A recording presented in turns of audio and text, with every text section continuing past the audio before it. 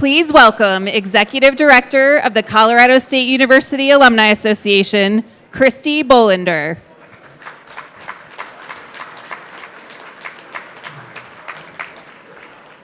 Good evening and happy homecoming to all of you Rams out there.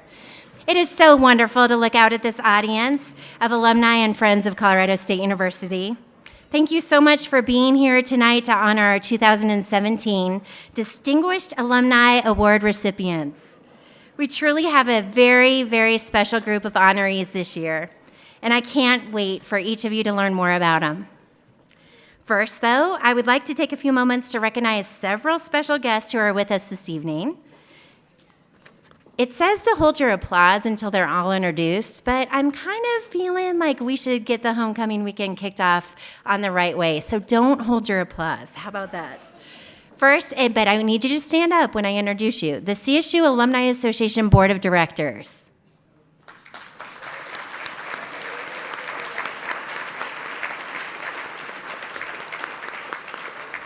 Senator John Cafalis, Colorado Senate District 14, and City Council Member Ray Martinez, District 2.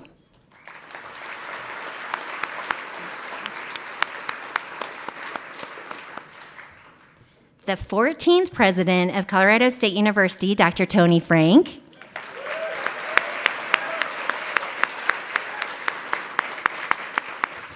And the members of the President's Cabinet and deans of our colleges.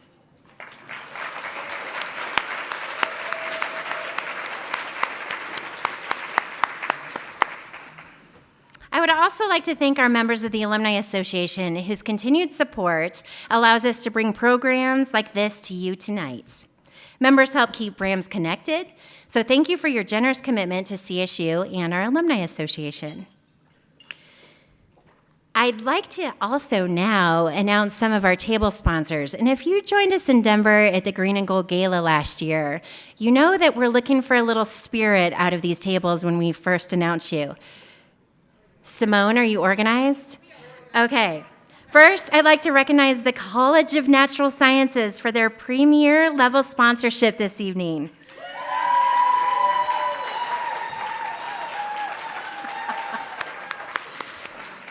Do you see how the bar's kind of been set high now? I'm just saying. Thank you to our gold sponsors, the College of Business.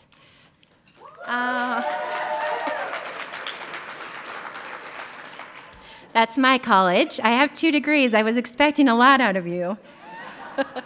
And the College of Veterinary Medicine and Biomedical Sciences.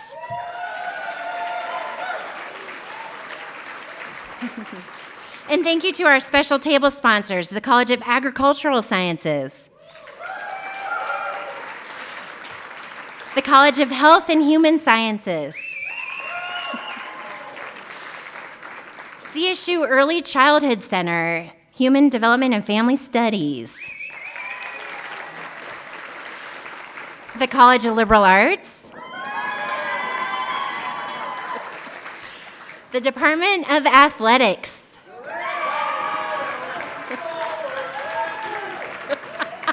we even got part of the fight song out of you. That was good. The family of Carl Hoppus,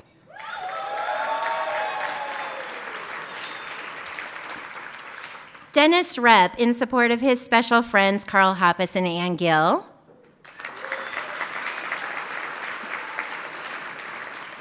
The family of Jim Vidakovich.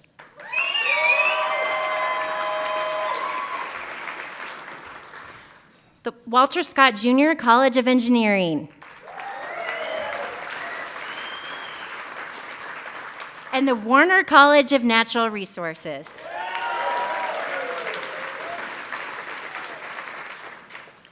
We appreciate all of your commitment to this event.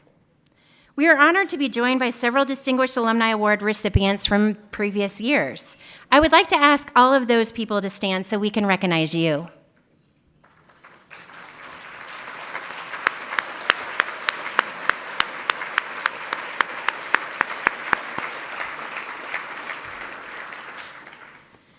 Tomorrow morning at the Fort Collins Hilton, we will honor recipients of the 50-Year Club Awards. Here with us tonight is the recipient of the 50-Year Club Distinguished Achievement Award, Dr. Robert Miller. Dr. Miller, can you please stand or wave from your seat so we can celebrate you in advance of your award?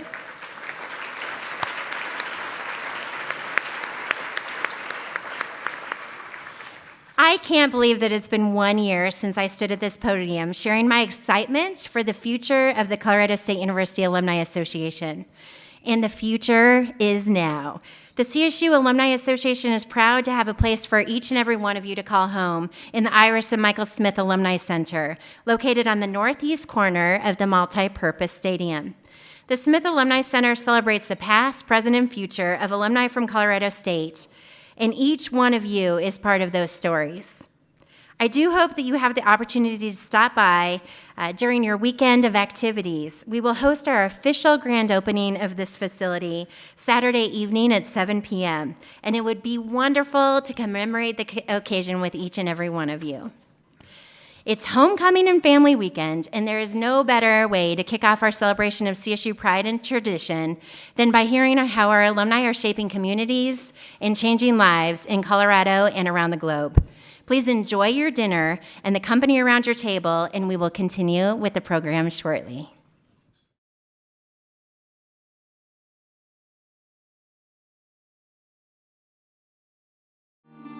Good evening once again. I hope you've had some time to connect with the Rams around your table on this truly special evening. I heard a rumor that at one of our tables, there's a contest to find out how many people in this room have watched a Ram or Aggie football game at all three of our different football stadiums. If you have, can you please stand up?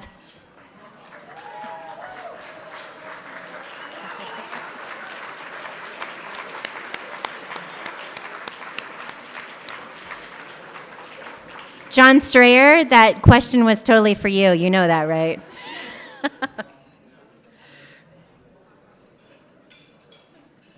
Our MCs this evening are Anna Williams and Jason Kuiper, two outstanding students at Colorado State University who are members of the Presidential Ambassadors, a group of exemplary students selected to represent the university to advance the public's understanding of Colorado State University and the role students play in our growth and success. Anna is a junior studying business marketing, and Jason is a senior studying biomedical and mechanical engineering. We are thrilled to have them here to host our program. Please help me welcome Anna and Jason to the stage.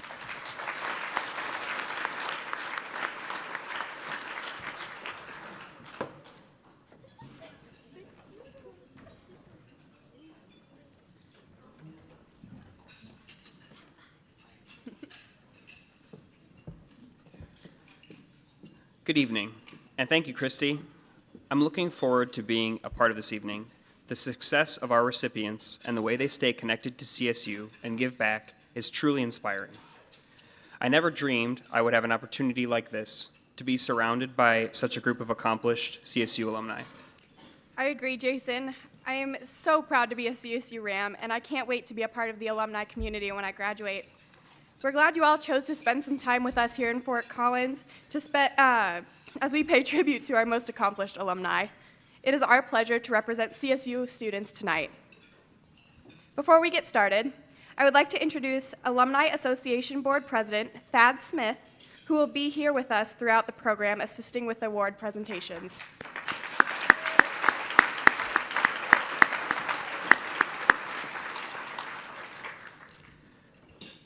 At this time, we will begin with tonight's first award. The Distinguished Athletic Award recognizes an individual or couple for their commitment to the CSU Department of Athletics and the contributions, efforts, and achievements they've made towards the success of Ram athletics. It is my pleasure to invite to the stage the 2017 Distinguished Athletic Award recipients, Bill and Jan Woods.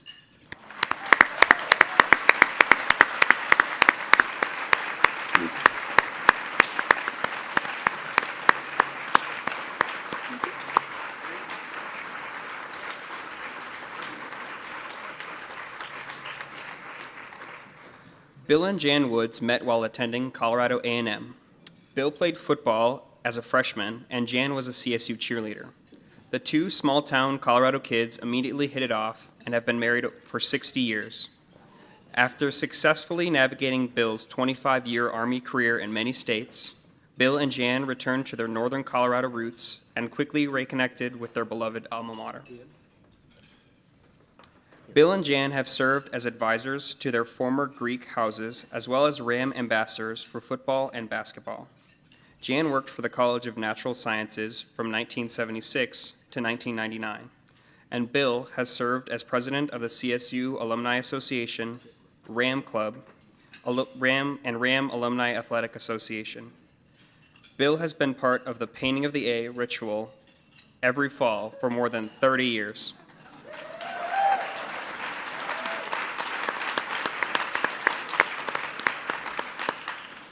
In 2004, Bill and Jan were honored as recipients of the Larry Lasasso Spirit Award, which recognizes individuals who have demonstrated exceptional and enduring spirit, enthusiasm, and support for Colorado State athletics. In 2008, they established the Bill and Jan Woods Family Scholarship benefiting undergraduate student athletes at CSU.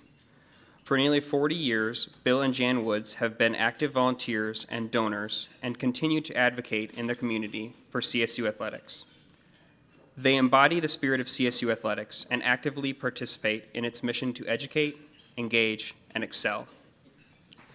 Please join me in congratulating Bill and Jan Woods and welcoming them to the stage.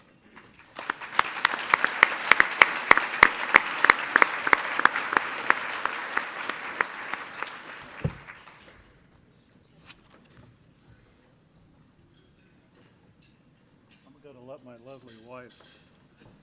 I just want to say that when Christy sent us this letter that we were getting this award, we sat and looked at each other and could not figure out why. But we're very proud that someone thought enough that we could give us this award. And we love CSU, so if that has anything to do with it, then we're happy that we're here.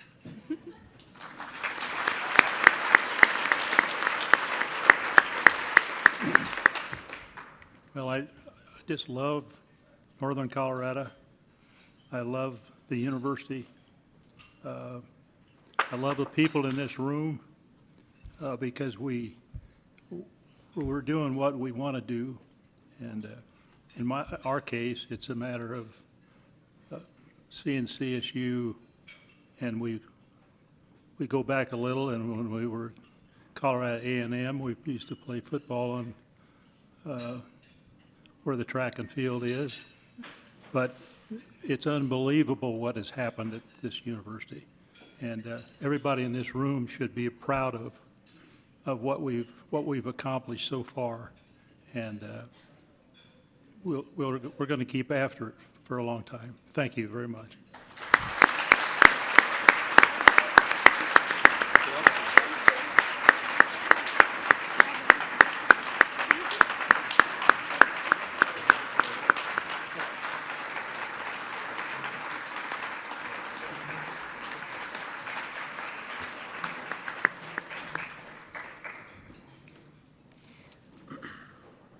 We are now privileged to recognize our honor alumni from each college. Our first honoree is from the College of Agricultural Sciences, Carl Hoppus.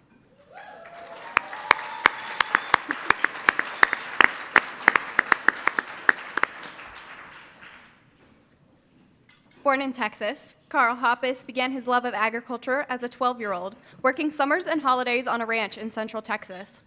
After becoming a devoted Aggie at Colorado A&M, Carl combined his love of litigation, business, agriculture, and education to become a trial lawyer. In addition to preparing and litigating cases in 48 counties in Texas, Carl owns and operates cattle ranches and conducts research within Colorado State University. It is by this joint effort that CSU has developed the information to reduce contaminants in our land and water and more effectively improve the retention of carbon, thereby preserving our nation's forests and prairies. Carl remains committed to developing businesses and research that advance the use of biological sciences and physical sciences to increase production of food for human consumption. This work has brought honor, funding, and gifted students to CSU and its laboratories. We're proud to honor Carl Hoppus tonight as the 2017 College of Agricultural Sciences Honor Alumnus.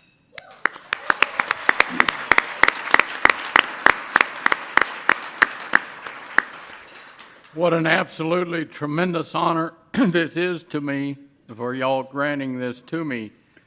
The journey that I have had began when I was recruited by Dr. William E. Morgan, and he gave me the sales pitch in glowing terms that unlimited fields of study, beautiful campus, cool and invigorating weather, first-class athletics, and he closed with the clincher, and we have female students.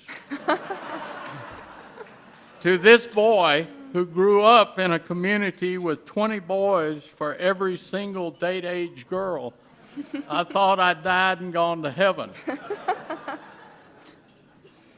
And in fact, when I got off the bus that Saturday night in August 1956 at the Northern Hotel and printed my name on the bathroom chalkboard at the end of the hall to reserve my occupancy for 6:30 the next morning, I knew I was destined to be here.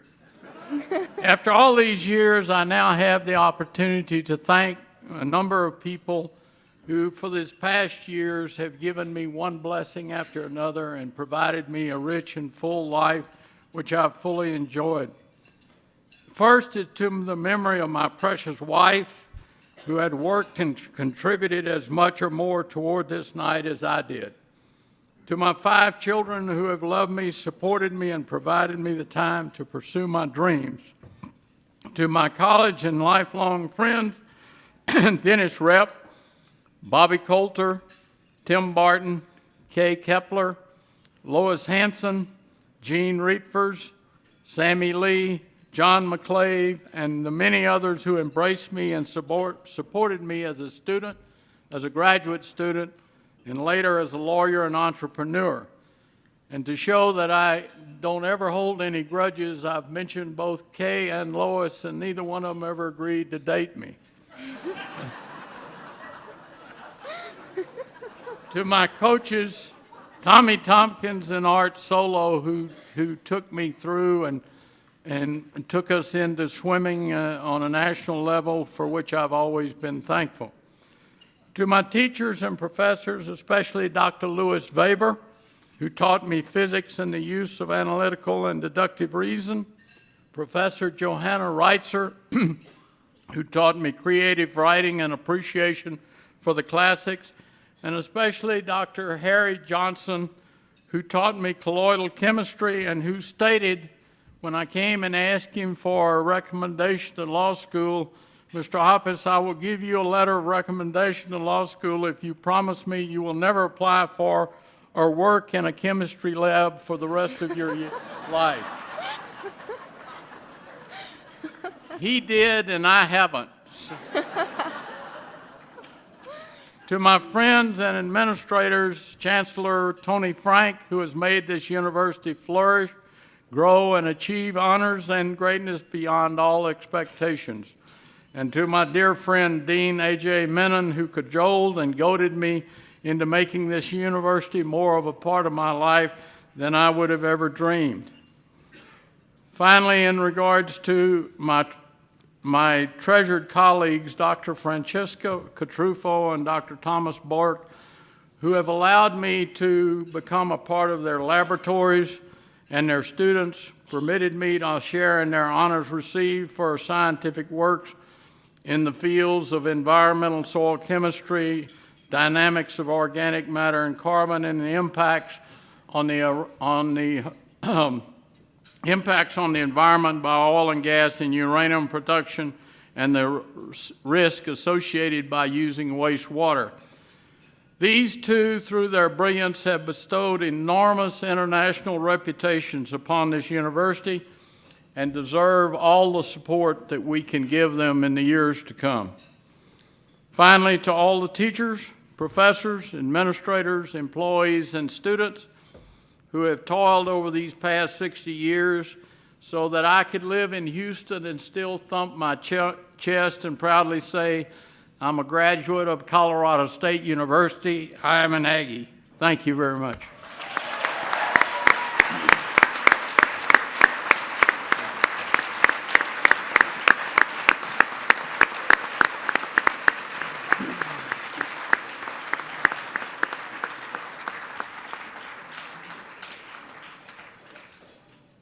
Next, the College of Business is honoring Kathy Morris as the 2017 Honor Alumna.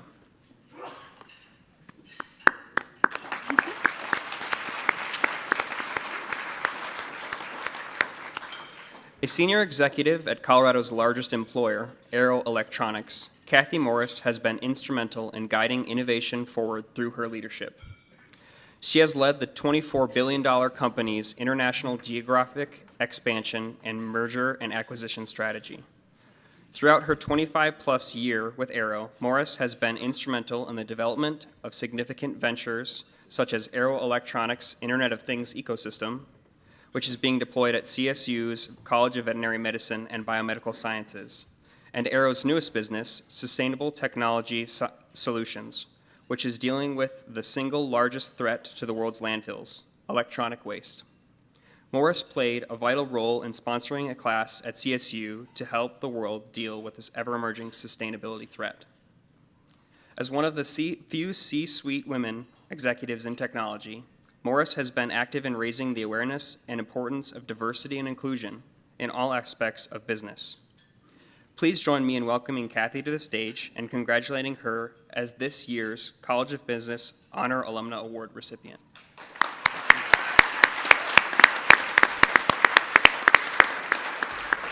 Well, Carl is a tough act to follow, but I do want to let you know that not only were there women at CSU, a few of us graduated and went on to do some great things, and it was our foundation and our diversity and inclusion at CSU early on that made this possible. But I am also tremendously honored to be here. Who knew in 1976, when I was dropped at Newsom Hall by my parents, two older brothers, a mother who had never worked outside of the home, who would know that I could aspire to be in the likes of the people that are being honored here tonight. It is an esteemed group, and I congratulate all the winners, and I really appreciate being part of this group. CSU provided me the platform a voice for women in technology. And you hear much press in the Wall Street Journal and other esteemed newspapers about how women don't have a voice in technology and in other many professions. I hate to say this, I hope no one has pulled my GPA, because that was not my forefront at CSU. What CSU taught me was adaptability. I came here with no expectations, but what it gave me is possibilities and the ability to change. Little did I know that the number one skill was going to be adaptability, and that is what has served me well in aspiring to get to technology leadership. Coming back to CSU the last 5 years and working with the various colleges and deploying technology is so extraordinary for CSU. Whether it's the veterinary school, the animal sciences, how we can enable ranchers and farmers to do better things, how we can enable every college in this university to be a technology leader is what is so exciting about the future for CSU. Getting here took a bit of a village. I want to thank my husband, Gary Schmidt, who is the one that every time I got a little discouraged that ceiling seemed to get a little lower for me, he's the one that pushed me to keep going on. So I love you and I appreciate that. I wouldn't be here today without Dean Walker. She is an extraordinary woman leader, and I appreciate all of her guidance and counsel. Bringing me back to CSU has enabled me to contribute back to what the university gave me early on. What I learned is that what is possible can be practical, and that can change the world. Thank you very much.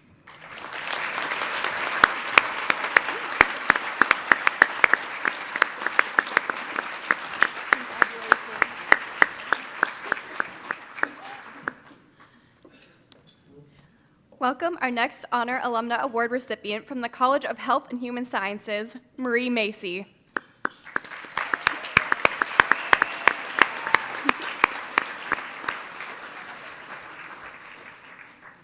Marie Macy is a beloved alumna, generous donor, and tireless supporter of CSU. She served on the CSU Foundation Development Council for 6 years and the CSU Alumni Association 50-Year Club Board for 8 years. Macy is passionate about providing meaningful early childhood educational experiences to children from all walks of life. In 2015, she created the Marie Macy Director's Legacy Endowment to support the children, families, and CSU students that the Early Childhood Center serves. After graduating from Colorado A&M, Macy served as the assistant director and later the director and assistant professor of what is known today as Colorado State University's Early Childhood Center. Following her 18-year career as a CSU faculty member and a director of the preschool, Macy went on to become a nutrition educator with Dairy Council Incorporated, where she developed nutrition education programs for elementary and junior high school classes across the nation. Please join me in welcoming Marie Macy to the stage and congratulating her as this year's College of Health and Human Sciences Honor Alumna Award recipient.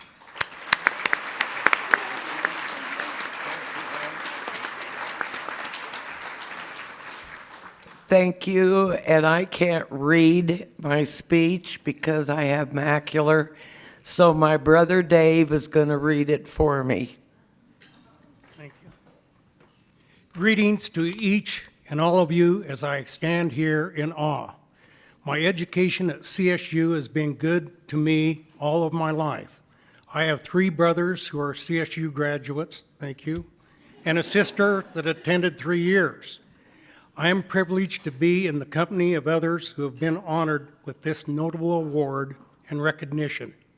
My huge thanks to all of those in the College of Health and Human Sciences who have given this prestigious honor to me.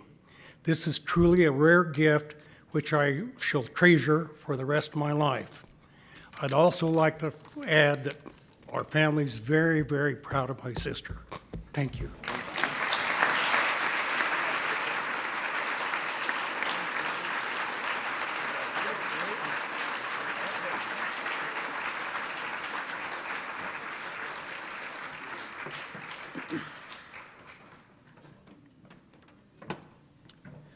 Our next recipient is Jim Vidakovich, the honor alumnus for the College of Liberal Arts.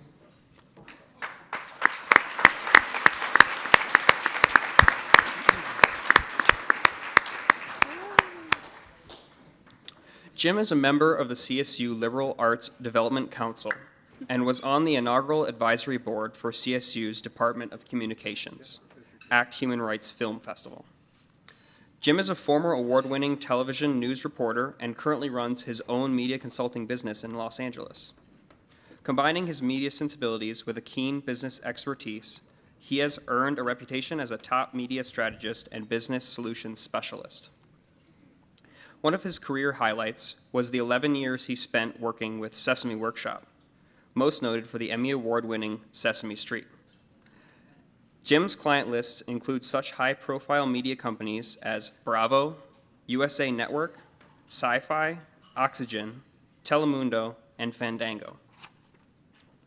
As a media strategist, Vidakovich has worked on more than 100 different shows, including The Voice, The Biggest Loser, Project Runway, and Emmy Award-winning hit show This Is Us. Congratulations, Jim Vidakovich, as the 2017 Honor Alumnus for the College of Liberal Arts.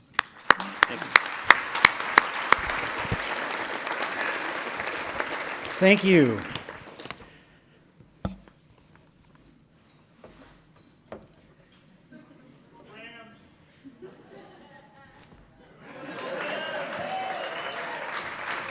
Now, in Speech 101, this is what's known as a nonverbal attention getter. In Tony Frank speak, it could be interpreted to mean state your purpose. And so my first purpose is to say thanks, Christy Bolander and the CSU Alumni Association. Alumni President, Thad Smith, who has also become a very personal friend. My fellow honorees, it's such a pleasure. You represent such a pedigree of talent and accomplishments. And my mom, who will be 95 years young this year, when I told her I got this award, she said, "Oh, that's fantastic. What channel will it be broadcast on?" And I said, "It won't." She goes, "That's interesting." To my family, nieces and nephews here tonight, my sister Jean from Denver and my sister Peggy from Glenwood Springs, where I grew up, the son of a hardworking coal miner who was determined that none of his 6 kids would end up in the coal mines, and we didn't. And a very special, 2 special guests tonight, my nephew, Navy Chief Petty Officer Jonathan Singelman, and his new wife, Petty Officer Second Class Vicky Singelman. On Monday, they're getting reassigned to Japan, but tonight I just want to say thank you for your service.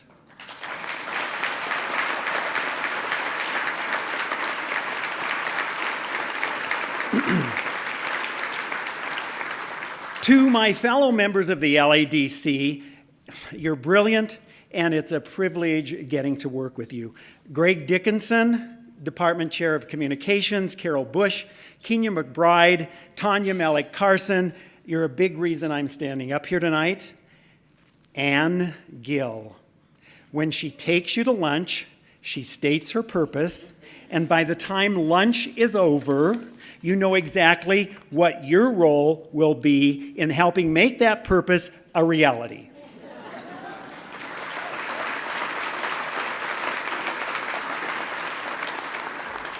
There's only one word to describe Anne. You're a gem. I don't mean J-I-M, I mean G-E-M. A friend, my dear friend and former colleague from many years working on Sesame Street, Nina Bodenhammer, a friend from high school, an alumni who actually reintroduced me to CSU and is one of the biggest supporters of everything that is CSU, along with her husband, my dear friends Linda and Bob Cates, Dr. Robert McLaughlin, better known as Dr. Mac, pioneer professor of radio and TV at CSU, and yes, he did get President Gerald Ford to speak at one of our CSU broadcast days. You are someone who has made a difference. Thank you. Dean Ben Withers, a thoughtful visionary and an advocate for the liberal arts, a degree that I feel is cross-functional in its reach and its impact. For example, the English major who creates the narrative for an engineering marketing campaign, the television major who produces that video for a groundbreaking veterinary medicine surgery that is then seen around the world, and the business leader who knows how to tap into a company's most vital resource, its people, by using effective communication skills. As the saying goes, all of us is better than any one of us. You know, when I work with companies who want to enhance or differentiate their brand, we consider 3 simple questions. The first one, what are we doing well? What's our asset base? Coming back to CSU, after an absence of over 25 years, the visual and academic transformation that has taken place is pure magic. The university has indeed embraced the ideology of focusing on opportunities, not limitations. Secondly, what can be done differently to continually grow that brand? I think the examples set by Tony Frank and Brett Anderson in the dynamic collaboration they forged, a working partnership between business and academia, between the university and the alumni, is the model of the future. It will make the impossible possible, as we saw on August 26th, when the curtain rose on the brand new stadium right here on campus. And finally, how do we grow that model? by building similar business partnerships between alumni and the university across all platforms, both big and small, with one goal in mind: to continue to move CSU into the future as a competitive force by embracing the cross-functional attitude that builds on all assets across all departments. And most importantly, never stop dreaming. And remember, it's nice to dream dreams, but true fulfillment is to watch a dream bud from an illusion into a reality by two things: hard work and persistence. Dream big, CSU. Thank you.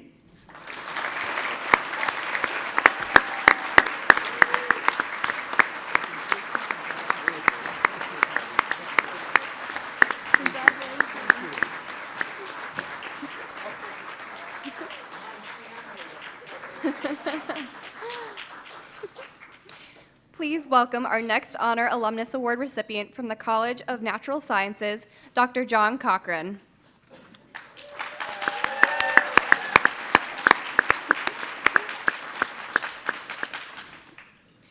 Dr. John Cochran graduated from CSU, where he grew to respect and love the university as a place with dedicated and challenging faculty and a motivated student body.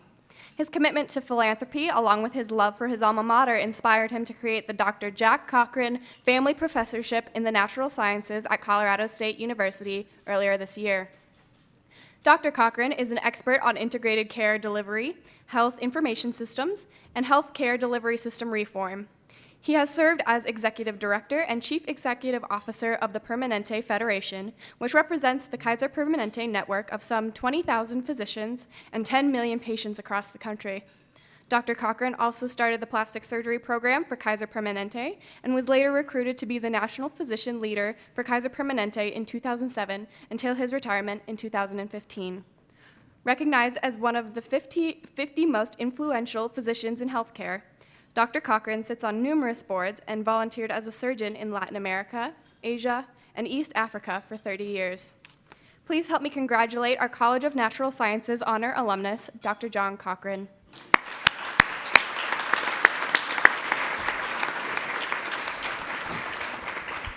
Well, thank you.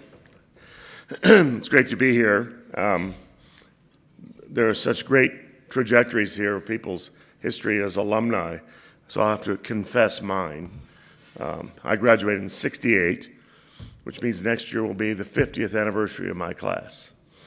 And so if you went to the Alumni Association and said Jack Cochran, they would go, Jack who? Because I really was one of those people that enjoyed my time at CSU and left. And I'm not here because I feel that void or feel guilty, but I just did my thing and I was busy. I went into medicine. I would say this, as I said to students today, I had the opportunity to train through medical school and residency at 3 great medical schools, and I will tell you what CSU does is it prepares people. This is a place where you have a platform when you leave that is substantial, and it's competitive, and it's solid, and so it's great. I never had anything but great opportunities from my foundation here, and so I'm very thrilled to be part of this. And as I finished the last chapter of my career as a surgeon and then a chief executive, I started to reflect on my future in my life, and I thought, I'm not sure I've really paid enough attention to my CSU roots and the CSU experiences I had here. And so I've gotten sick, I've gotten more involved, and so while I don't have 30 years of great stories to tell you about my time here, I will tell you this. It is one of the greatest things I ever did was to decide to come to CSU. A great opportunity to learn, to form great friendships, and to become really educated in a very grounded, very impressive way in terms of the sciences. And then I would say that I was redoubled today when I got to meet the student scholarship winners. And that is just phenomenal. And so as I look at the arc of my life and the arc of my career, and I say, yes, thank you, CSU, I now realize I can thank CSU. And so the opportunity in the future to be part of the organization, part of the foundation, and part of helping this next generation of students realize all their dreams and realize the opportunities that were afforded me. I really look forward to the future, and go Rams.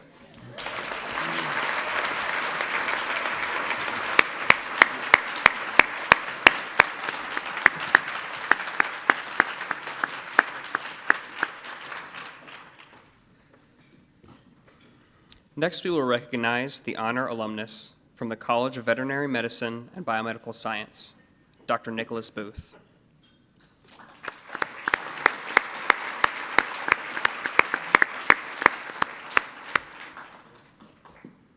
Dr. Nicholas Booth attended Colorado A&M for a master's degree in physiology after serving in the Navy during World War II and earning his doctorate of veterinary medicine. He later became head of CSU's Department of Physiology and Biophysics and was named dean of the college in 1966. He later accepted a position as director of the Division of Veterinary Medical Research at the Food and Drug Administration in Washington, D.C., before joining the faculty of the University of Georgia College of Veterinary Medicine. Throughout his career, Dr. Booth has reminded veterinary students that the Latin origin of the word doctor is docere, which means to teach. It is one thing to be well trained, it is another to be kind. I believe the alumni of CSU are exceptional at both, Booth says. Congratulations, Dr. Booth.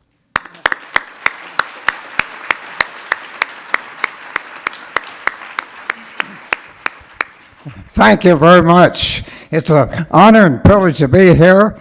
I have to say that I had a lot of good support over the years, starting with my parents and all my teachers, all my mentors. I had few mentors, and I'm very thankful that I had the privilege of being here for 23 years, and I learned more from my students than I taught them.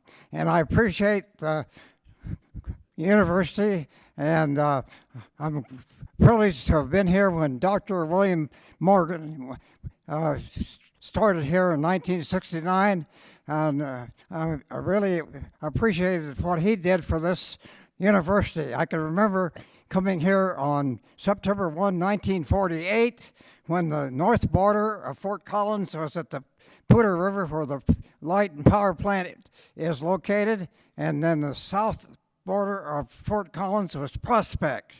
Yeah. And there were about 13,000 people in Fort Collins, including the students, when I came here. And it's amazing what has happened since then, and I'm very thankful I had the privilege of serving Colorado State University for 23 years. Thank you.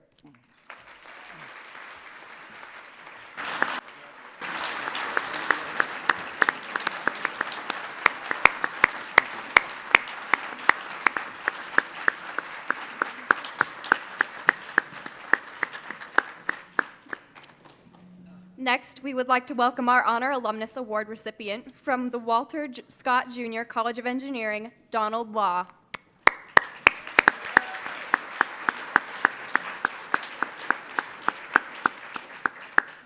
Don Law is a longtime advocate and loyal supporter of CSU and its land grant mission, and has given generously of his time and financial gifts.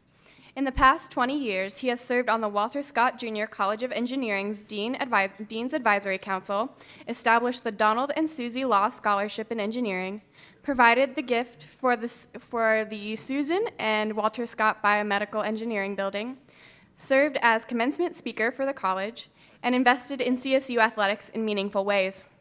Several years after graduating from Colorado State University with a civil engineering degree, Law found his own successful oil and gas exploration company, Prima Exploration, which would eventually open operations through the Mountain West and into North Dakota, Nebraska, and Texas.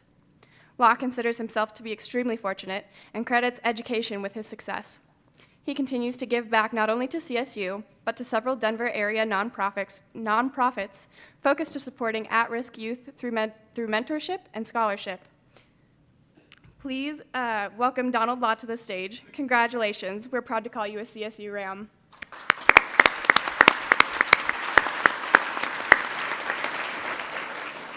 Well, thank you very much.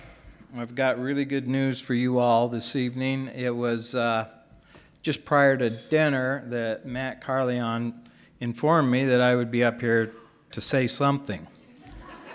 And that was after I had a cocktail, so I'm up here. I can tell you that I feel so fortunate that I ended up coming to Fort Collins and Colorado State University. I was a first-generation college student in my family. I never thought about going out of state. There were like two choices: Colorado State University or University of Colorado.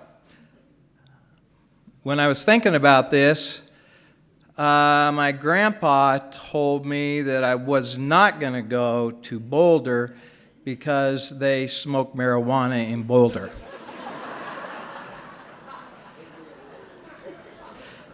I didn't really want to go to Boulder anyway.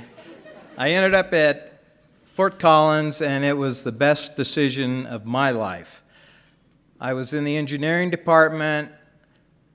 The professors there were just terrific, and they provided me with the toolbox of skills that have served me so well through my life. And it's just solving problems, whether it's in engineering or other facets of life. And so for the engineering department, I'm super, super grateful. And then on a wider scale at Colorado State University, it was fabulous. It was the best 4 years of my life. I met Susie, my wife, in the student center, this student center actually, as a sophomore.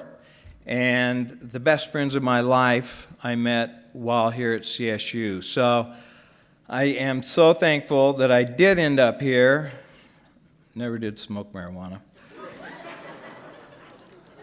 And I am really appreciative of the efforts that Brett Anderson and more particularly Tony Frank have made in making this an even better university. Thank you.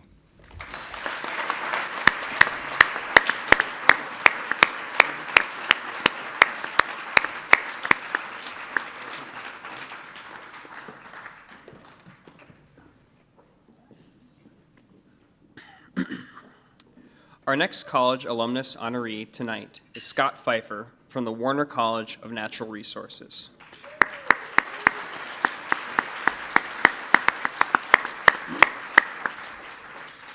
The day following his graduation from CSU, Scott Pfeiffer left for South Dakota to assist the U.S. Forest Service in restoring flood-ravaged watersheds in the Black Hills National Forest. The following year, Pfeiffer was assigned to the Forest Service Technical Liaison to assist the state of Colorado in the development of a methodology to quantify the amount of water that should be maintained in streams to protect aquatic resources. The science-based methodology developed by his team is still used by the CWCB 40 years later. In 2000, Pfeiffer helped pioneer a snow depth mapping system that has been used by the ski industry to help ensure adequate snow depths at important venues such as the FIS World Cup and X Games events. Pfeiffer returns to CSU annually as a guest lecturer on topics of water rights and watershed management.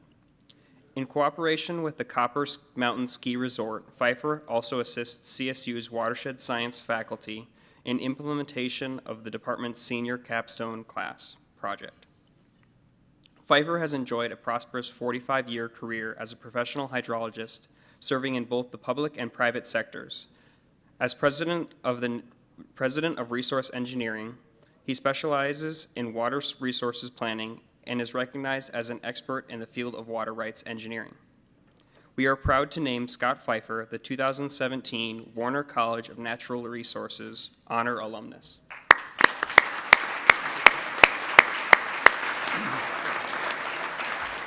Thank you very much. I'm so honored to be up here, and as I listen to the stories of everybody before me, I realize what a privilege it is to be included with them. And it's, I'm just great to be here this evening, and thank you, so much. As I accept this award, I think it's appropriate to do kind of give a shout out to our our entity that really helps us through this program, the Copper Mountain Ski Resort.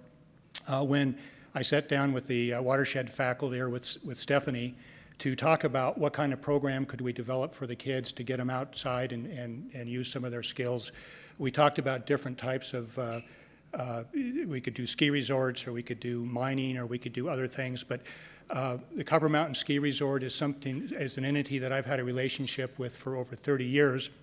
And Stephanie thought it'd be a good idea. We approached Copper Mountain, and they graciously opened the mountain to the students and provided a treasure trove of data for 30 years of data that we've collected at Copper Mountain, brought the students up there, and gives them the opportunity to study any number of water resource issues as it relates to recreational development and the impact on the natural resources. And the way the program works is we get the students from the capstone class. These are the students the last semester of school, senior year. They attend a class that lets them kind of show off all of the skills that they've developed up into that point. So these kids come up to Copper Mountain in the fall. We go up on the mountain, we walk the streams, we walk the mountain. Copper Mountain takes us in, we look at the snowmaking facilities, and we just talk a lot about the natural resources. They come back in the wintertime to look at the ski area under snow conditions, and they can see different things there, and they even get a run or two in up on the ski hill. But they get so excited, and we have had a number of just wonderful papers that these students have done. We've had papers that, theses that come out, and they talk about the impact of snowmaking on sediment transport. You know, snowmaking puts water up on the hill, that comes off, sediment transports. We've had students take on the analysis of what happens when you cut ski trails on a ski area. Well, there's a water yield increase associated with that. They've taken a look at sanding off of Interstate 70, which is adjacent, and what does that have to do on the water resources. And I really enjoy the students that seem to love to pick up and try to look at the effects, the potential effects of climate change on ski management in Colorado. And where that comes into the play, why the ski resorts are so key on this and so interested in this is, of course, if there's any change in temperature for whatever reasons, that's meaningful to them in terms of the ability to make snow. And of course, that's important for them for water rights and a whole number of reasons. And they also look at the impacts of what that might bring to Copper Mountains Golf Course. So, I mean, just these kids are very energetic, and they thrive in this environment to apply the tools. And I think this program makes them understand the value of the tools that they really have learned at the college. But more importantly, I think it gives them the confidence that when they go out into the workforce in the next year, they can answer the questions. They can do it, and they've shown that they can do it. So I see these kids just glow. And this outreach to the students, to me, it's a way of giving back to CSU. For in the day, someone at CSU reached out to me dramatically and changed my life. And I'll tell you just a quick story. It was the winter of 1970, and I was in my second year at Colorado State University. I was in a different major, a different college, and I really wasn't flourishing. I wasn't doing that well, and we were on the quarter system then. I took a final in my major, and I knew I did poorly. And head down, I shuffled out of that class and went walking home. And my pathway home always took me by this funny-looking building on campus. It's not like the beautiful buildings on campus. It's just a block from here. It's sort of a nondescript block building. And I say that, but there was one thing that intrigued me as I walked by this building every day to and fro work or to school, and it had a little sign above the door that said Watershed Sciences. When I walked back that day from taking my tests, for whatever reason, I turned and I went in the door of that building. And there down this long hallway I walked, and I just it was all quiet. And I walked down there, and I could see there was an open door down there, and I came to the door, and I kind of peered around, and I looked in the door, and there was a professor just writing. And I guess I must have stood there long enough. I was hovering. My wife says I do a good job at hovering. I was hovering. until he finally had to look at me and said, son, can I help you? And I said, yes, you can. What is watershed science? And Dr. Leo Teller motioned me into his room, had me sit down, and this gentleman spent 2 hours with me telling me about watersheds, about stream flows, about temperature, about humidity. He talked about his work and his colleagues, Dr. Jim Myman and his work on the snowfields in Colorado. And I just lit up. I couldn't believe it. I was so enthusiastic. I walked from that meeting with Dr. Teller the block over to the administrative building and changed my major, and with that changed my life for the better.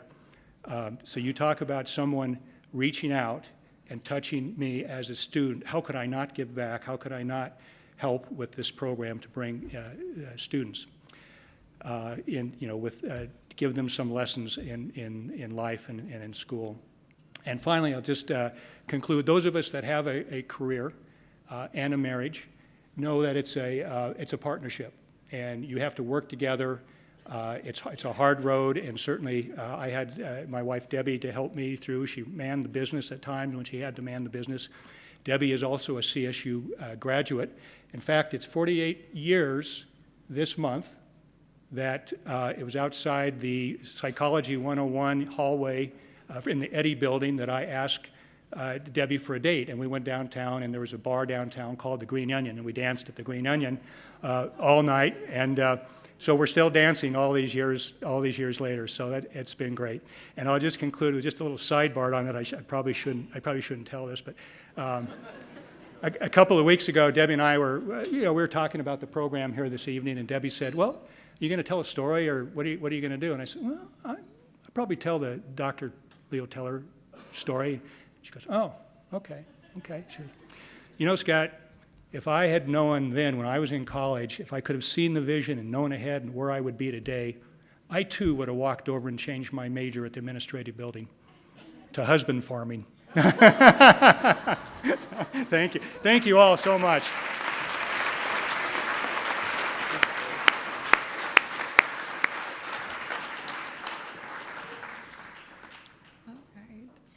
The Distinguished Graduate of the Last Decade, or Gold Award, is given to an alumnus who has made great strides and great impact in the past 10 years since graduation.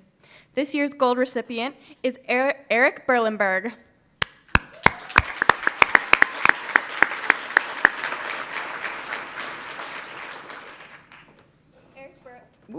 Eric Berlenberg spent his time at Colorado State making sure the university he loves would be a better place. He served as president of Associated Students of Colorado State University, revitalizing the Ram Ride Safe Ride program, championing the late-night bus route, and serving as the lone student representative on the original on-campus stadium advisory committee. Just a few years after his graduation in 2012, Berlenberg joined Amazon's headquarters, supporting business operations for the VP of e-commerce platform. Now he leads the business operations and non-technical program management for the Amazon Prime Air program. In addition to his role with Prime Air, Berlenberg serves as the founder and global chair of Connect at Amazon, an international social and professional networking organization comprised of 23,000 Amazon employees across 11 chapters globally. Please join me in congratulating Eric Berlenberg and welcoming him to the stage.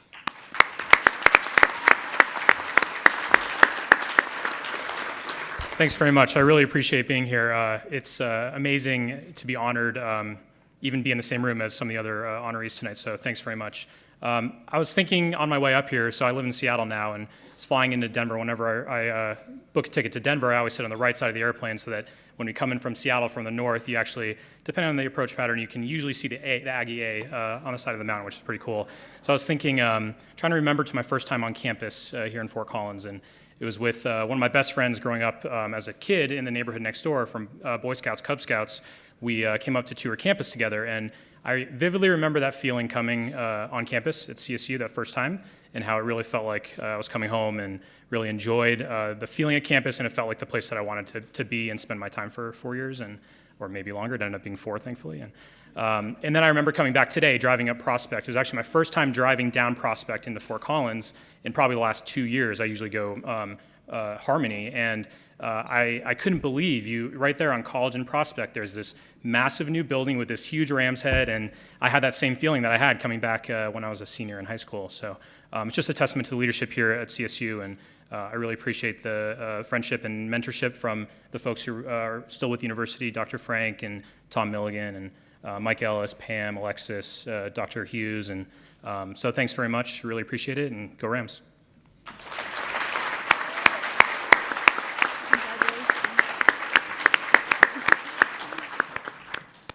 What a fantastic group of recipients from across the university. Let's all give these honorees one more big round of applause.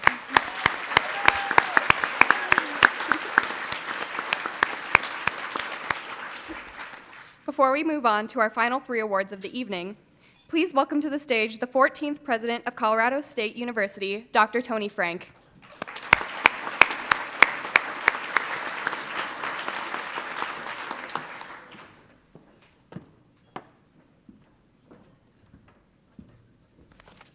Good evening. This is always a wonderful evening for us, right? We gather here and standing on the brink of homecoming weekend. Fall is in the air. Campus looks beautiful. It's great to see so many old friends back here. It's a bit like a rather large and extended family reunion in a way.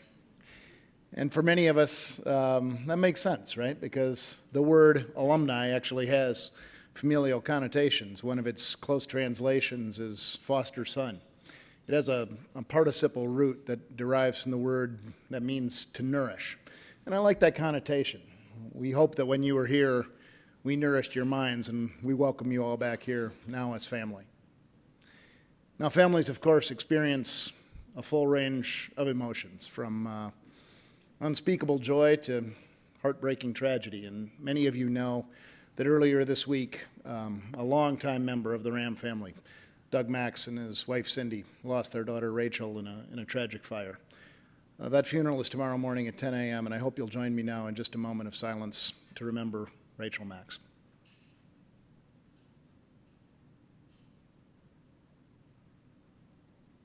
Thank you. This is our largest alumni event of the year, our largest family dinner and get-together, if you will. It's an important event where we honor the university's most celebrated and accomplished graduates. The next 3 awardees that you'll hear from next certainly embody the people for whom these awards are named. Jim and Nadine Henry, the alumni of the century whose love for the green and gold will always be legend at CSU. Charles Laurie, the longest-standing president of the university, who stayed so long that he got to lead the institution through a world war, an influenza epidemic, and the Great Depression, and at some point you have to know when it's time to leave. And Bill Morgan, who led the transformation of an agricultural and mechanical college into a university in every sense of that word, the person who is in so many ways the father of Colorado State University. Tonight's awardees, in my opinion, embody these individuals and the legacy that they've left behind. These are individuals who break through barriers, overcome obstacles, and have written amazing chapters in the history of this university. These are individuals who have not been overly constrained by the status quo, let's say that, and indeed they have lived their lives with the full force of their intellect and their imagination. That's one of the best parts of being at a university, right? Universities give off these sparks that light lamps in people, and in certain people those lamps burn so brightly that they illuminate the world around them. Those lamps are fueled, of course, by the context of the times in which they are lit. Tonight's honorees had their lamps lit by things ranging from the sacrifice of the greatest generation during World War II to the insecurity of the Cold War, the tensions of Vietnam, the struggles of the civil rights movement, the aftershocks of the 1970s, the me generation of the 80s, the technology explosion of the 90s, globalization in the 2000s, and more recently, the Great Recession and its aftermath. We are indeed a product of the times in which we live and what those times demand of us. As president of this university, occasionally I get the opportunity to look out across a room full of students, and I try and imagine, sometimes because the conversations aren't always as pleasant as I'd like them to be, and one of the tricks that I use in those moments is to try and imagine which ones of them will be sitting here where you all are now, in a few years or maybe a few decades from now. And I wonder, what is it that will have fueled their lamps? Now, for many of them now, I suspect that will be fueled by the ongoing discussions we're having on every college campus in America about how to manage freedom of expression. Like it or not, our college campuses are now the proving grounds for the First Amendment. And each and every day, we struggle with the balance of how we will assure an open marketplace of ideas and assure that every voice is heard within that marketplace, even quieter voices that some would shout down or even scare away. In a few months, I will start my 10th year as president of this university, and for the first time, I would stand before you and tell you that the greatest challenge that we face is not the ongoing defunding of American public higher education. It is instead this balance that we are trying to strike between an inclusive atmosphere that encourages open expression and the actual open expression and freedom of speech. But as is often the case with thorny situations, as we look around at them, we typically find that the path has been largely blazed and indeed is illuminated by those who came before us. This is not the first time that Colorado State University has faced racism or sexism or dealt with topics of hatred. This is an institution indeed that has survived the takeover of Colorado government by the Klan in the 1920s, that survived the witch hunts of McCarthyism that wanted to purge our intellectual communities. It is a community that has survived no shortage of challenges, including the tearing of the fabric of society that on this campus resulted in the burning of Old Main. We survived those things, and we'll survive this one. This is not the first time some of our best students and our finest scholars have espoused ideas that others find offensive. It's not the first time that a popular idea has been weighed by some of our students and scholars, and they've rejected it because they don't find it worthy. That's exactly what happens at a university. That churn, that debate, that discussion, that's what gives off the sparks, and those are the sparks that light the lamps of people like yourselves. The sparks of the civil rights movement helped light the lamp of Polly Baca, who went on to have an amazing, trailblazing, unprecedented political career. Different sparks lit the lamp of Ed Warner, who sees things that others miss, and that in turn lit a lamp for Jackie, who illuminated still different parts of the university. Sparks lit the lamps of Bill and Jan Woods, who have led amazing lives of consequence. Sparks lit the lamp of a young Eric Berlenberg, whose thoughtful and yet challenging questions helped make this idea of an on-campus stadium both come to fruition and be a better project. And sparks lit the lamp of a woman named Ann Gill, who went on to give off her own sparks, lighting the lamps in turn of so many of the students whose lives that she had touched. Now, make no mistake, these people were shaped by this university, yes, but every bit as much they shaped this university. And I hope you realize what a privilege it is for me to stand before you, all of you who have had a part, each and every one of you, in shaping this university. And I hope you understand what we do with your successes. We hold up your lives, your examples, your lamps, and we use them to light the path for the next generation of Rams. I hope you're proud of that, because from where we stand, your lights are both brilliant and beautiful. Thank you for all you've done for Colorado State University. Go Rams.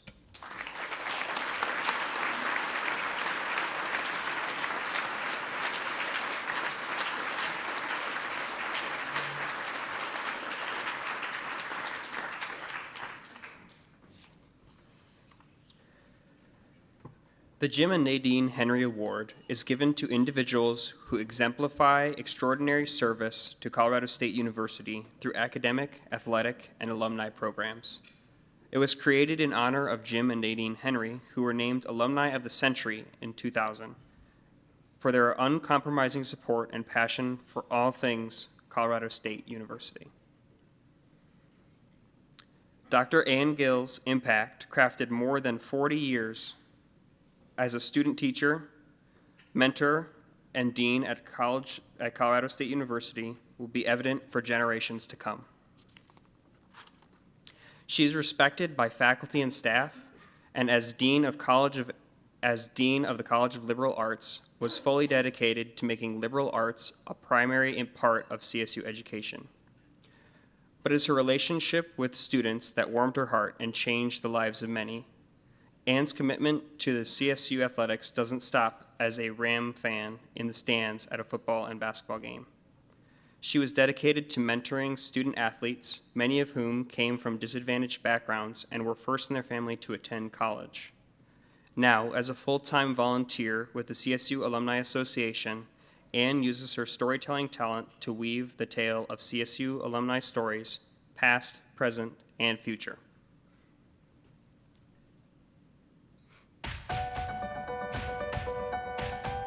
She is part of the fabric of Colorado State University. She has touched so many lives and continues to. And she is someone who is a pinnacle mentor to me.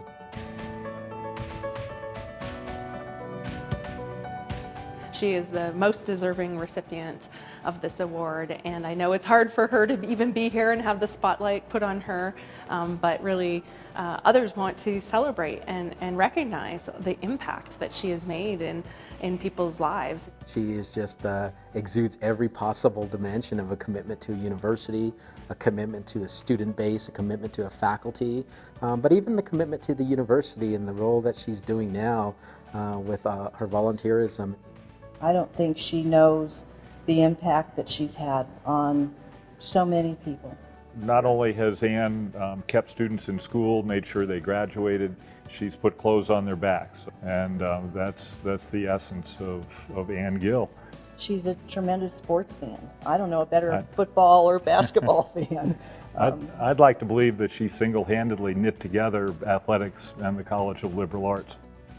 What a great opportunity and privilege to have such an amazing mentor. That I've been here for 20 years, and she's a big part of the reason that I've been successful as a faculty member here for so many years.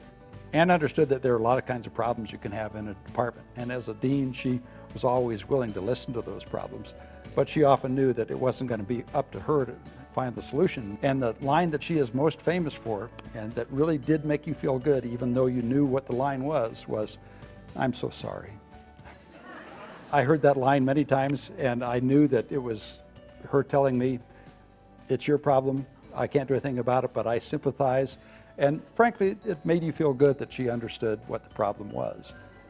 We're in the University Center for the Arts, and Ann and I started working together then as a new dean, and I was a development officer in raising funds for this project. I can't think of a leader who was better suited to championing that project and seeing it through and having a healthy dose of perseverance and diplomacy and a little bit of stubbornness in there too. And to the liberal arts class of 2016, the very last time I get to say this, fare thee well, dear hearts, fare thee well.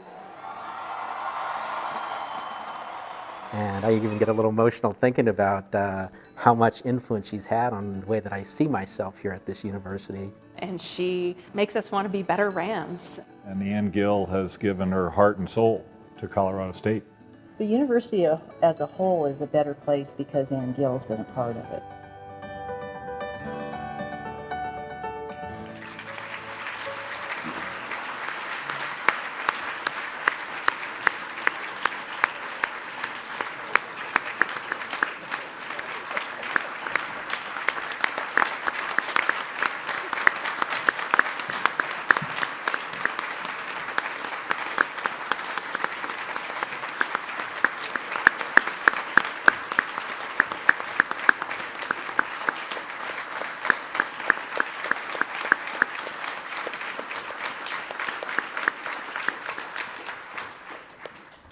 Ann, your service to Colorado State University and your tremendous impact on students who have since become adoring alumni, the CSU athletic program as a mentor and a huge Ram fan, and now telling the stories of CSU's amazing alumni makes you the perfect embodiment of this award. Thank you and congratulations.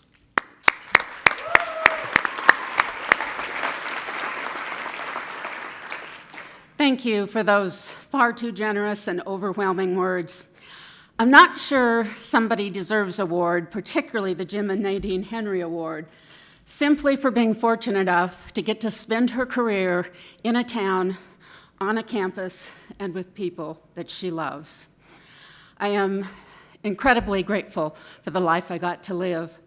I'm grateful I had the opportunity to watch all those students go from wide-eyed and sometimes skeptical freshmen to confident, proud, and ready to make a difference graduates. I'm grateful that I was able to cheer on their academic, artistic, and athletic performances. They made me proud to be a CSU Ram. I'm grateful for the alumni who remain loyal to this university and who come back and share their stories. I'm grateful, as many of the other honorees have said, to be able to witness the physical transformation of this beautiful campus, from the University Center for the Arts to the new stadium, from the new buildings for engineering and natural sciences to the in-progress Warner College building for natural resources and the Design Center. And I'm probably going to get in trouble for this, but I would like to point out that in the center of it all remains that monument to the 60s, the Clark Building.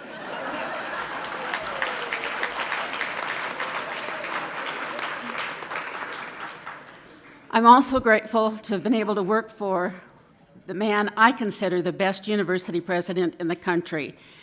And I think he's, yes.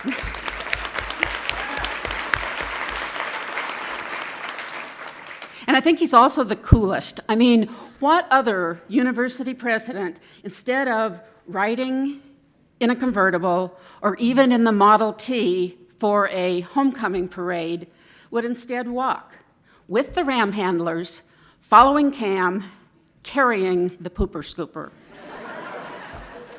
So thank you so much for this award.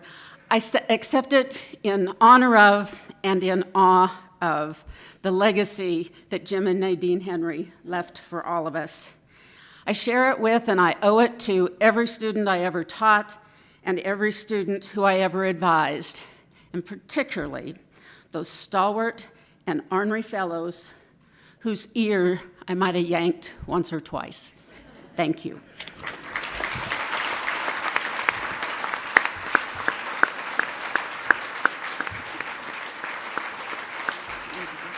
Give it to me at the top of the thing.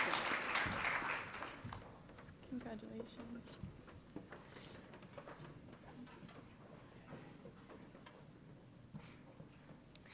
The Charles A. Laurie Public Service Award is given to individuals who have demonstrated exceptional and sustained leadership in their community, professional field, personal commitments, and through significant contribution to Colorado State University. Polly Baca became interested in politics at Colorado State University, changing her major from physics to political science. That decision led to a career of more than 50 years in politics at the local, state, and national levels, including work with several U.S. presidents.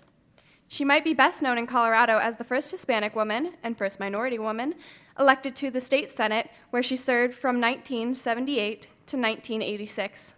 She was also the first Hispanic woman in the nation to serve in both houses of her state legislature, and she was the first Hispanic woman in the U.S. nominated by a major political party for a seat in the U.S. House of Representatives. Polly Baca is a trailblazer in her career, and her career has been nothing short of extraordinary. Thank you, Polly, for your unwavering commitment to public service. Please join me in congratulating this year's recipient of the Charles A. Laurie Public Service Award, Polly Baca.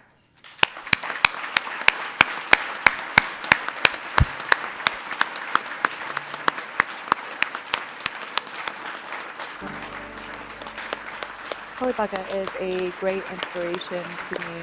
had the great honor of serving as the first Latina speaker in the history of Colorado. But long before I was able to serve as a legislator, it was Polly Baca that was trailblazing on behalf of all Latinas across the country. Polly has been a tireless advocate when it comes to civil rights and educational equity.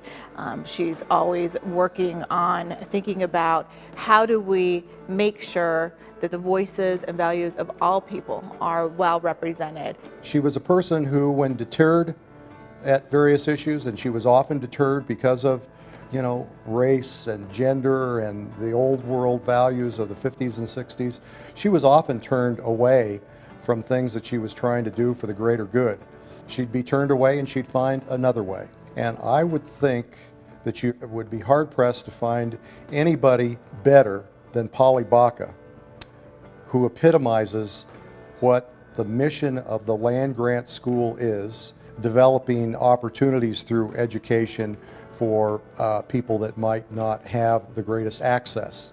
She was such a great inspiration to me because of all of the work that she has been able to accomplish on behalf of all the people of our state. When I decided to run for state representative, Polly was one of my very early supporters and always gave me great advice to be able to win that first race and ultimately become Speaker of the House. She was a trailblazer long before I ever had the opportunity to be able to serve. I can't think of anybody who is more deserving of this award from the Colorado State University. So congratulations, Polly, on behalf of the entire General Assembly. You are an inspiration to us all.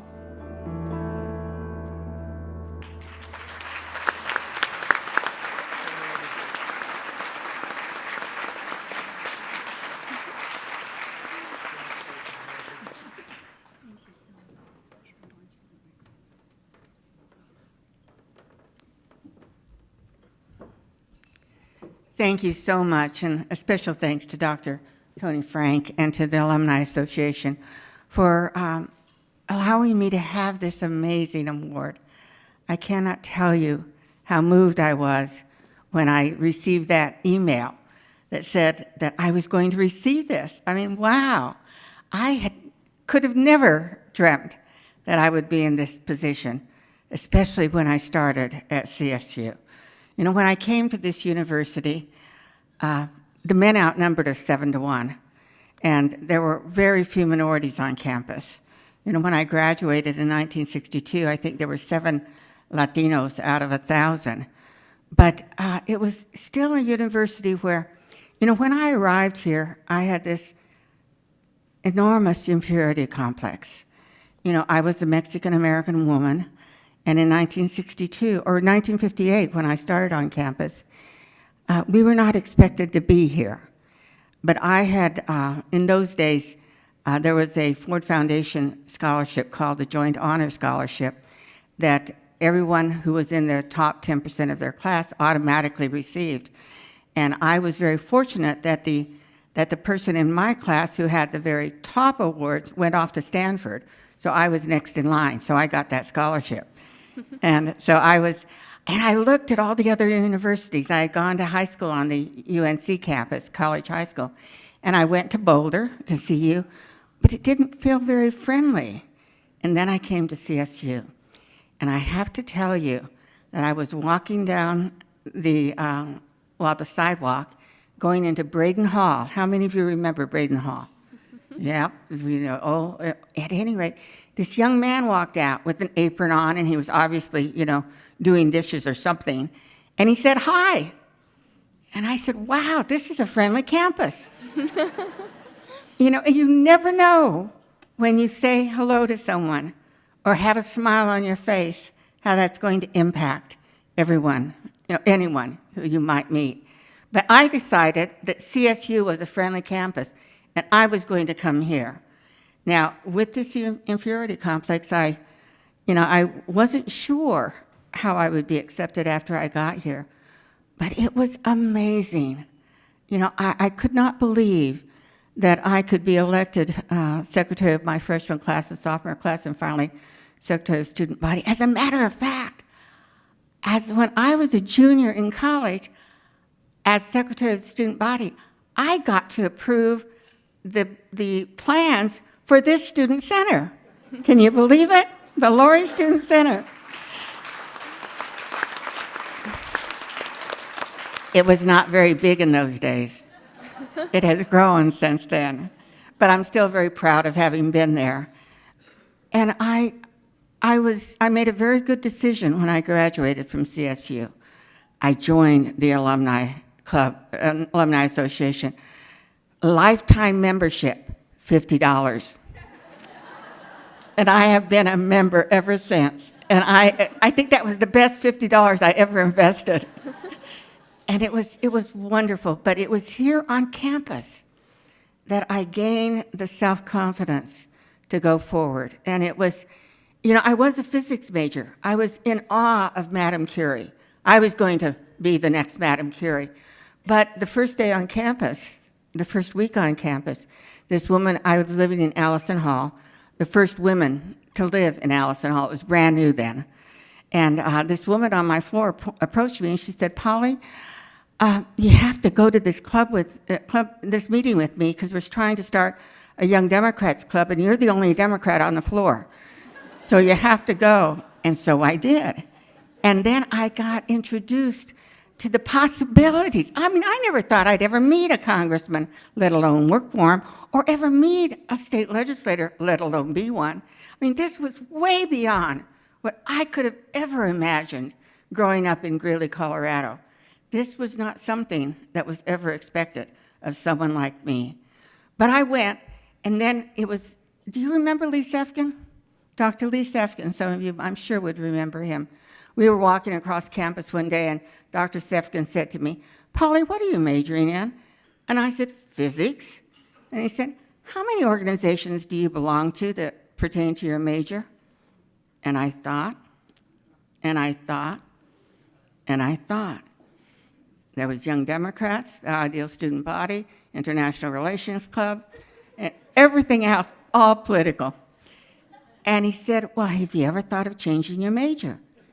And I said, "Well, what would I change it to?" And he said, "Well, political science." And I said, "Well, can you make money in political science?" And he said, "Well, I do."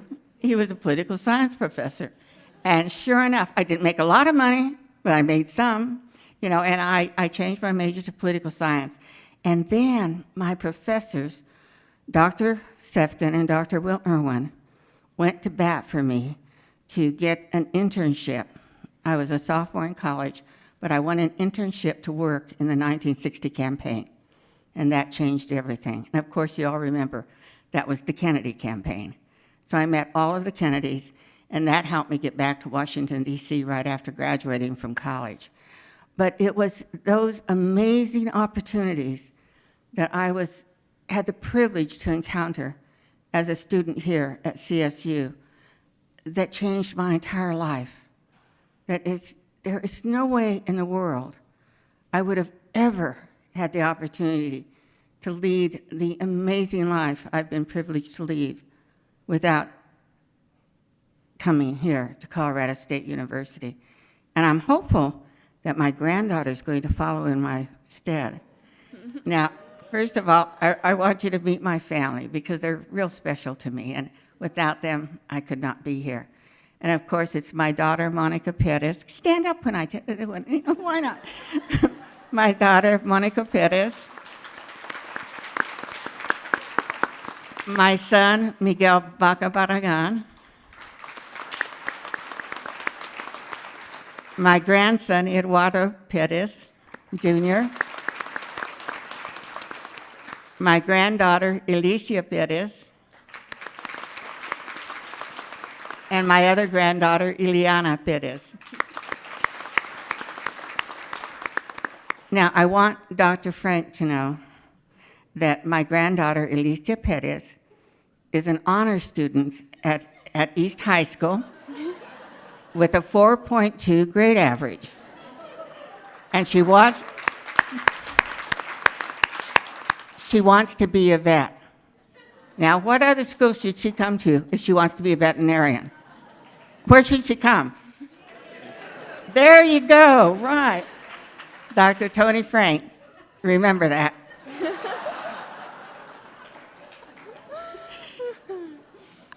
I am so honored to be here, and it was so good to see my longtime friend, of course, Mike Rosser, who was on campus when I was. He was president of the Young Republicans when I was president of the Young Democrats. And, you know, we talked in those days. And we got along well. And my friend Lon Saavedra, who I worked in politics with before for so many years. And, of course, Ann Gill for showing my granddaughter and me and my daughter around the campus and giving us an opportunity to look at the vet school. So who knows? We might have another generation here. And thank you again so much for this amazing opportunity to accept this award, because it's without this university, I could never have had the opportunities I've had and to enjoy this amazing life I've been privileged to lead. Thank you so much. I really appreciate this.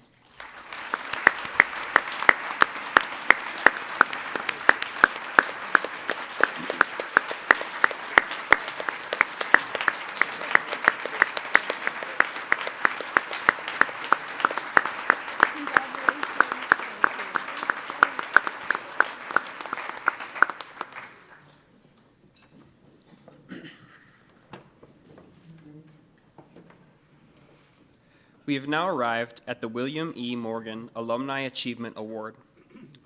During his tenure as the 8th president of Colorado State University, Bill Morgan was credited with transforming the school from a small college into a major university. The William E. Morgan Alumni Achievement Award is the highest honor given by the Alumni Association and is reserved for alumni who have excelled at the national or international level. It's almost impossible to measure the impact Ed Warner and Jackie Erickson have had on Colorado State University, which is what makes them the perfect couple to honor with this award. Warner, a noted conservationist, businessman, and philanthropist, is best known on campus for his generous gift in 2005 to establish the Warner College of Natural Resources, CSU's first named college. A former geologist, Ed now dedicates his time as a conservation expert to research trips and efforts to save endangered animals. He serves on the board of several organizations dedicated to conservation efforts, including the Denver Museum of Nature and Science and the Bird Conservancy of the Rockies. Dame Jackie, as the CSU marching band knows her, fell in love with the marching band during the first CSU football game she attended. She later established the Dame Jackie Marching Band Scholarship, designed to encourage students to remain band members throughout their college careers. Erickson's love of bands extends to her youth, when she played the glockenspiel in the high school marching band.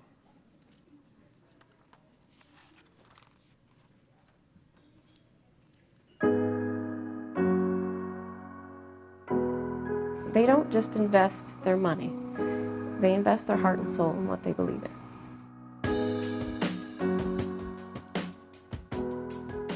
And it's their passion for people, their passion for the land, and just their passion for nature, science, and art even, that really makes them outstanding community members and outstanding contributors to people of all ages. I never know exactly what's going to come out of a conversation when I have with Ed and Jackie, but I always leave those conversations and those engagements feeling a bit enriched, both personally and professionally. The contributions that they have made, both to the Warner College of Natural Resources, to the marching band, and across the university, everything that they've done has just really helped to elevate us to a whole new level. Having Ed and Jackie involved in our organization, it brings confidence, it brings hope, it brings opportunity, and ultimately, to be strategic, to make a big impact, I've got to think of the future. They make the future bright, and they make the future possible. The support Ed and Jackie have provided has not only helped students year to year with their scholarships, but with special projects like when we went to Ireland in 2013, they helped provide a leadership gift that made that trip possible. The thing that I've always appreciated the most about Jackie and about Ed is that it's very clear that their mission is student focused, and it's about how to improve the student experience and make it possible for students to be involved and engaged in every manner. The legacy that they've created through those gifts, but also through the ideas and the energy that they've brought to our programs, really is something that will transcend all of our time here, and I suspect will go on and live for generations to come.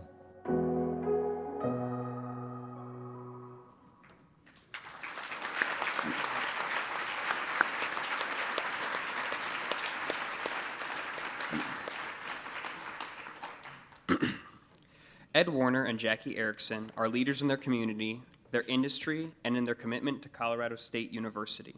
And tonight we are honored to recognize you both as the 2017 William E. Morgan Alumni Achievement Award recipients.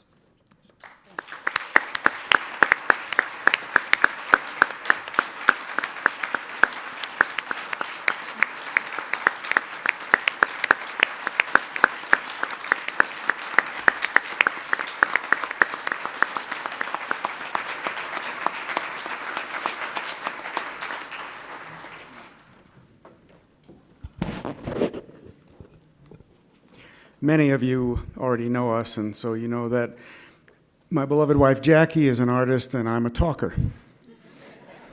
Right. So we're going to get some talking done by me tonight. You heard tonight about the Dame Jackie Marching Band Scholarship. And I want to talk a little bit about that because when you hear about Bill Morgan, you hear about transformation. We've all tonight already heard fantastic stories about mentoring, the meaning of CSU, the experience that many of us have had here as undergraduates and graduate students. And tonight, what I'd rather do is talk about ideas of transformation and about the future. But to begin with, I really want to talk about Jackie's Marching Band Scholarship. Because 8.5 years ago, I realized that at every halftime, my wife disappeared. And since I'm a talker, I'd kind of, wouldn't know it until I'd look around and, and the football team was back on, and where's Jackie? And so finally somebody said, well, she's down on the 50-yard line watching the marching band. And so I went down there and I said, well, honey, what are you going to do about it? What we did was not do a service scholarship, which is a very, very wonderful thing, and I don't deny the value of it, but we thought through this for quite a while, and what we did was do metrics. We actually studied the marching band and discovered that it was easy to get freshmen in the marching band. It was almost impossible to keep upperclassmen, sophomores, juniors, and seniors. So we designed the Marching Band Scholarship to bind the upperclassmen to the band for a greater length of time.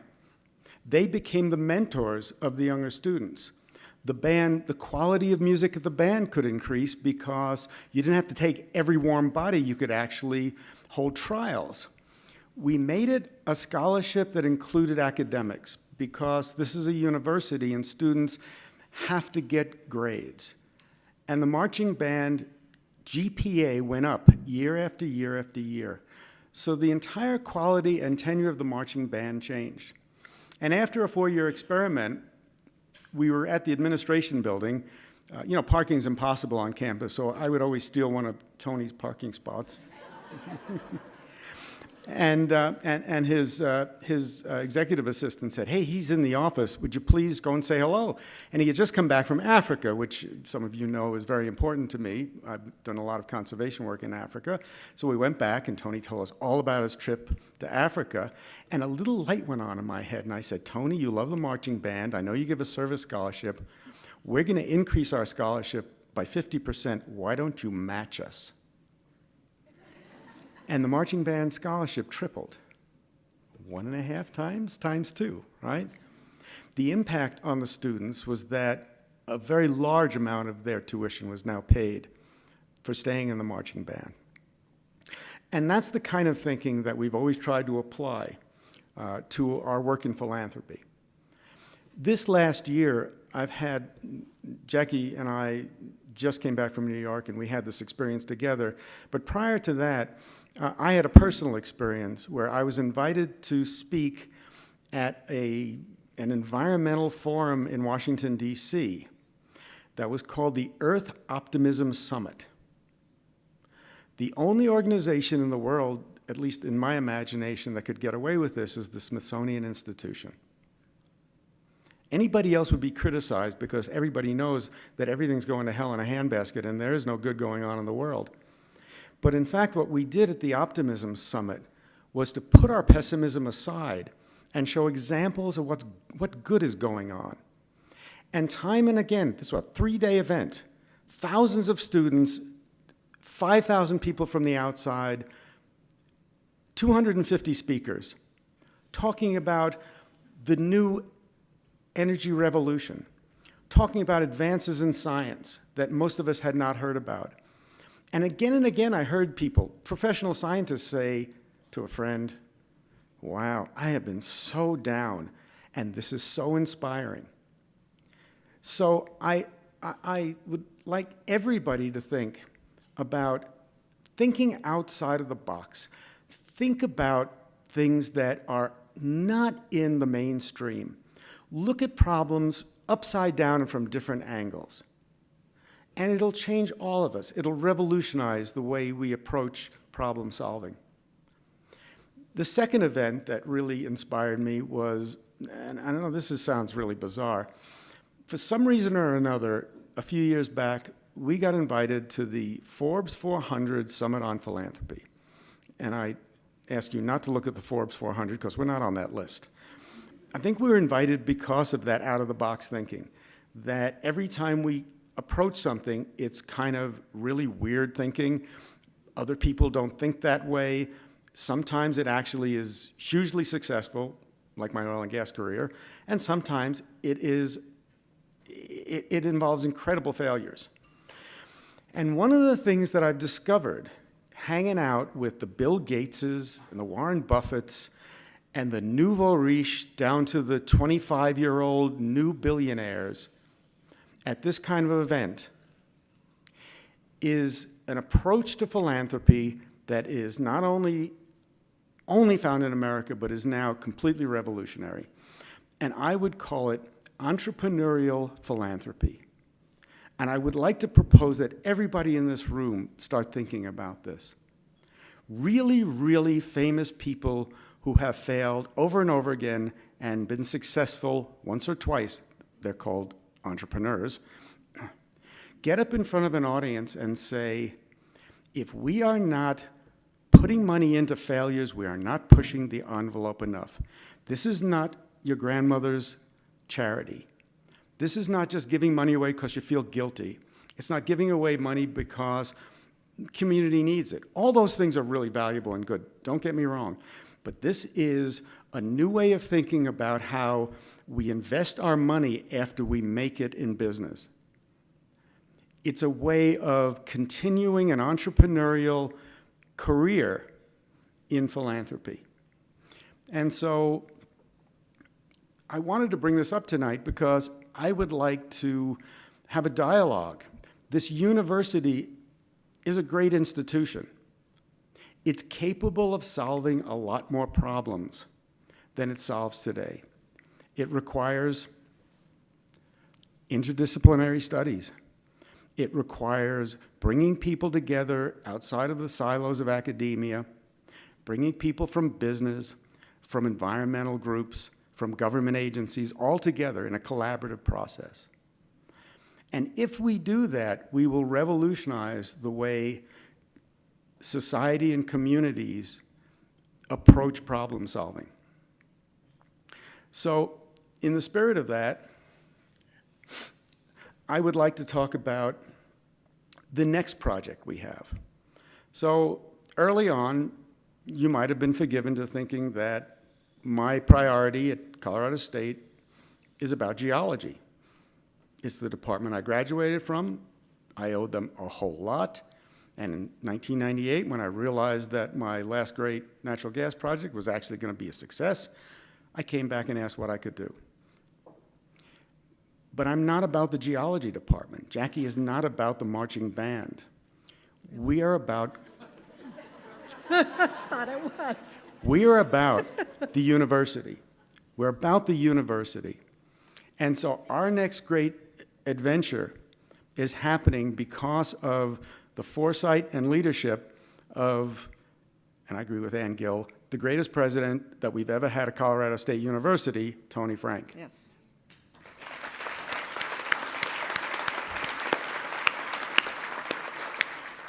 I'll bet almost everybody in the room realizes that in 2020, we come up to the sesquicentennial celebration of the university. I got to tell you, I got a big vocabulary. I never thought I'd get to use that word in public. The 150th anniversary of Colorado State University is going to be a tremendous celebration. And with the help of Tony and the administration, we now have the opportunity to produce a documentary film about the history of the university. Tony has hired somebody to do this, and Jackie and I are going to be lead fundraisers for this effort. And I think this is going to be about the most fun that I'll ever have at the university. I'll get to work with Kim Tobin. I'll get to work with all of the colleges, not just my own college, but all of the colleges and the Morgan Library and the administration. And I think that's the kind of approach that we'd like to have in the future. So here's to Colorado State University. Can I have the last word? I guess they want you to have the last word, honey. I just want to thank you all for this wonderful honor, and I just want everyone to know that I pledge to support the CSU Marching Band. Go Rams.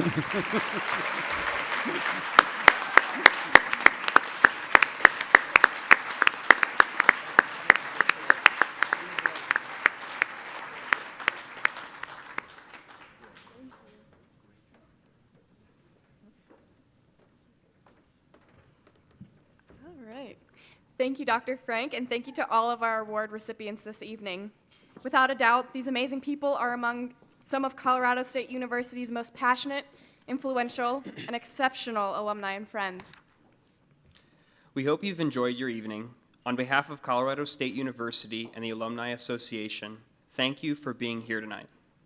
It has been a pleasure serving as your MCs tonight. We hope you are proud, as we are, to be part of the RAM family. Thank you. Have a great evening, and go Rams.